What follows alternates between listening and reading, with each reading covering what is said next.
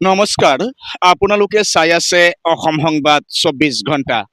আজি আমি অসম সংবাদ ২৪ ঘণ্টাই আহি উপস্থিত হৈছোঁ শোণিতপুৰ জিলাৰ অন্তৰ্গত বেলখিৰি চাহ বাগিচাত। আৰু বেলখিৰি চাহ বাগিচাত আজি অখিল ভাৰতীয় চাহ মজদুৰ সংঘৰ উদ্যোগত প্ৰয়াত প্ৰদীপ নাগৰ শ্ৰদ্ধাঞ্জলি অনুষ্ঠান আয়োজন কৰা হৈছে। কিয়নো ২০২৫ চনৰ ৮ এপ্ৰিল তাৰিখে প্ৰাণ হেৰুৱাইছিল প্ৰয়াত প্ৰদীপ নাগে। আৰু চাওঁতে চাওঁতে এটা বছৰ অতিক্ৰম কৰিলে এই প্ৰদীপ নাগৰ মৃত্যুৰ, আৰু তাৰ উদ্দেশ্যৰেই আজি তেখেতৰ প্ৰথম মৃত্যুবাৰ্ষিকী উপলক্ষে আজি বেলখিৰি চাহ বাগিচাত অখিল ভাৰতীয় চাহ মজদুৰ সংঘৰ উদ্যোগত আৰু স্থানীয় ৰাইজৰ সহযোগত শ্ৰদ্ধাঞ্জলি অনুষ্ঠান আয়োজন কৰিছে। প্ৰয়াত সংগ্ৰামী নেতা প্ৰদীপ নাগক এনেদৰে শ্ৰদ্ধাঞ্জলি জনোৱা হৈছে আজি অখিল ভাৰতীয় চাহ মজদুৰ সংঘৰ উদ্যোগত।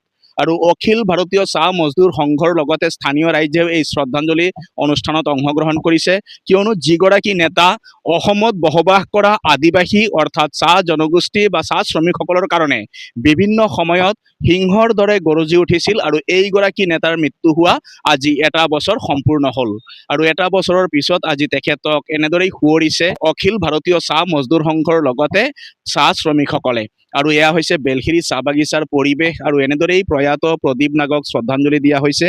আৰু ইয়াতে আছে ইয়াৰ স্থানীয় ৰাইজ আৰু অখিল ভাৰতীয় চাহ মজদুৰ সংঘৰ বিষয়ববীয়াও। আমি তেখেতলোকৰ পৰা কিছু কথা জনাৰ চেষ্টা কৰিম।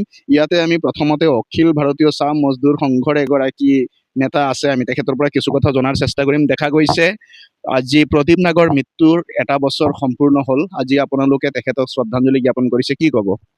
হয়, আজি ৮ এপ্ৰিল তাৰিখ। আজিৰ দিনটোত আমাৰ প্ৰয়াত গমকে প্ৰদীপ নাগ ছাৰৰ মৃত্যু দিন আছিলে, আৰু সেইটোক আমি স্মৰণ কৰিছোঁ আৰু তাৰ নামত শ্ৰদ্ধাঞ্জলি অনুষ্ঠান কাৰ্যসূচী ৰূপায়ণ কৰিছোঁ। আৰু আমি বহুত দুখিত আছোঁ, কাৰণ আমাৰ আদিবাসী সমাজৰ কাৰণে, আদিবাসী জনগোষ্ঠীৰ কাৰণে আমাৰ কাৰণে ক্ষতি হৈছে, আৰু সেই ক্ষতিটো আমি কেতিয়াও পূৰণ নহ'ব বুলি ভাবোঁ। তাৰ কাৰণে আমি দুখ প্ৰকাশ কৰিছোঁ, আৰু ছাৰৰ নামতে আমি আজি শ্ৰদ্ধাঞ্জলি অনুষ্ঠান কাৰ্যসূচী ৰূপায়ণ কৰিছোঁ। হয়, ইতিমধ্যে শুনিলে অখিল ভাৰতীয় চাহ মজদুৰ সংঘৰ নেতা যশপালৰ লগতে ইয়াত স্থানীয় বহুতো সমাজ সংগঠক, সমাজ সংস্কাৰক লোক আছে। আমি তেখেতলোকৰ পৰাও চমুকে কিছু কথা জনাৰ চেষ্টা কৰিম। আজি এটা দুখৰ দিন, কি ক'ব আজিৰ দিনটোত?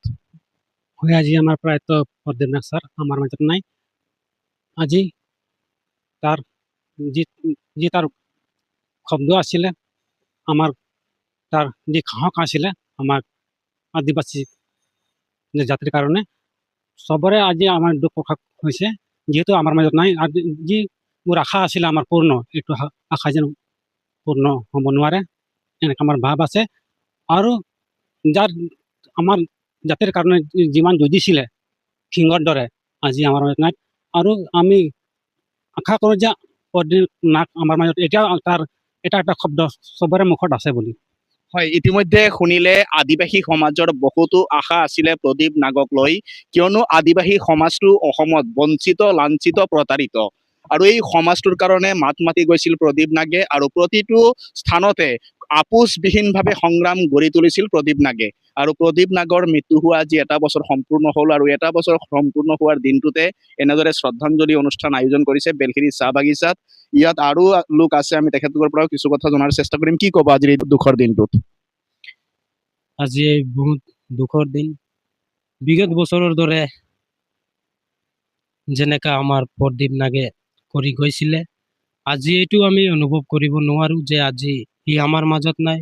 বিগত বছৰ ৮ এপ্ৰিলত আমাক এৰি গুচি গ'ল, তেখেতৰ মৃত্যুবৰণ হ'ল।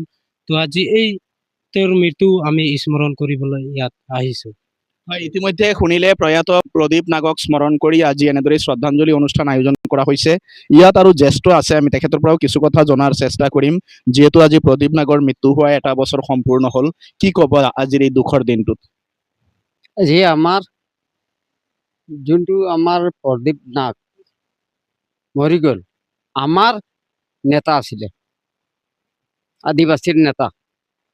আমি এইটো আজি মানিম, আৰু আমাৰ আৰু কিবা আমি মানে তাৰ নামত ধন্য দিম। হয়, ইতিমধ্যে শুনিলে যিগৰাকী প্ৰদীপ নাগৰ মৃত্যু হ'ল আৰু তেখেতক সুঁৱৰি এনেদৰে শ্ৰদ্ধাঞ্জলি অনুষ্ঠান আয়োজন কৰা হৈছে বেলহিৰি চাহ বাগিচাত আৰু তেখেতলোকে আজি শ্ৰদ্ধাঞ্জলি অনুষ্ঠান আয়োজন কৰি তেখেতৰ আত্মাৰ সদ্গতি কামনা কৰিছে আৰু ইয়াতে আছে আই মাতৃসকলো আমি চমুকে তেখেতলোকৰ পৰাও কিছু কথা জনাৰ চেষ্টা কৰিম আজি প্ৰদীপ নাগ আমাৰ মাজৰ পৰা হেৰাই যোৱা আজি এটা বছৰ সম্পূৰ্ণ হ'ল কি ক'ব আজিৰ এই দুখৰ দিনত কি ক'ব বাইদেউ আজি মানে তার 1 বছর হয়ে গেল আর তার মানে উকের 1 বছর হয়ে গেলে তো হামনি মানে আজ উকের মানে মরণ দিনটাকে পালনকারী আর उ हमनिकर जने ढेर कुछ करके गेले और बढ़िया बढ़िया हमनिकर बातों सिखाए के गेले तो हमनी उकर जने मनाइज इस दिन तक माने खोजी और पूरा मन हृदय से उकर पालन करे खोजी হয়, ইতিমধ্যে শুনিলে প্ৰদীপ নাগ যিহেতু নাই আৰু এই দিনটো আজি তেখেতলোকে সুঁৱৰিছে আৰু শ্ৰদ্ধাৰে প্ৰদীপ নাগক সুঁৱৰিছে আৰু তেখেতৰ যি বিদেশ আত্মাৰ সদ্গতি কামনা কৰিছে কি ক'ব আজিৰ দিনটোত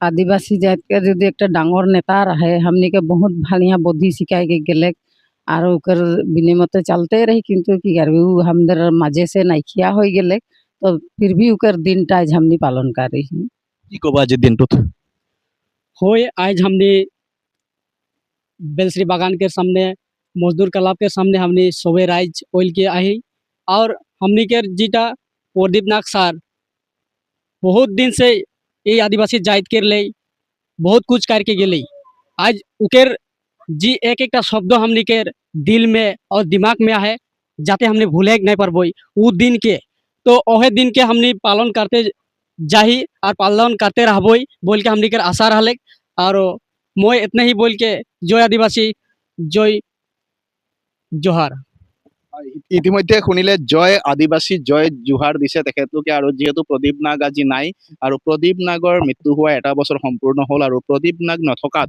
এতিয়া সকলোৱে মৰ্মাহত কিয়নো জাতিৰ কাৰণে বলিষ্ঠ কণ্ঠ আছিলে প্ৰদীপ নাগ আৰু প্ৰদীপ নাগক হেৰুৱাই সকলোৱে মৰ্মাহত হৈছে আৰু এগৰাকী জ্যেষ্ঠ ইয়াত আছে কি ক'ব আজিৰ দিনত প্ৰদীপ নাগৰ মৃত্যু আজি এটা বছৰ সম্পূৰ্ণ হ'ল হয় আজি আমি অখিল ভাৰতীয় চাহ মজদুৰ সংঘ হৈ আমি একত্ৰিত হৈছো আমি প্ৰদীপ নাগ দেৱৰ জাতীয় পিতা বুলি ক'লে হ'ল যিহেতু আমি বিৰছা মুণ্ডাক আমি ভগৱান বুলি মানিছো আৰু জাতীয় পিতা আমি প্ৰদীপ নাগক মানে শ্ৰদ্ধাঞ্জলি আজি দি জাতীয় পিতা আছে ঘোষিত কৰা হৈছে আৰু চবে মিলি আমি আজি যিহেতু যোৱা 8 এপ্ৰিলত আমাৰ প্ৰদীপ নাগ ছাৰে মৃত্যুবৰণ কৰিছিলে আৰু সেইটোৱে সময় লৈ এই বছৰো 2026ত আমি শ্ৰদ্ধাঞ্জলিৰ আগ ধৰিছো আৰু হয় ইতিমধ্যে শুনিলে যিগৰাকী সংগ্ৰামী নেতা জাতিৰ হকে সমাজৰ হকে সিংহৰ দৰে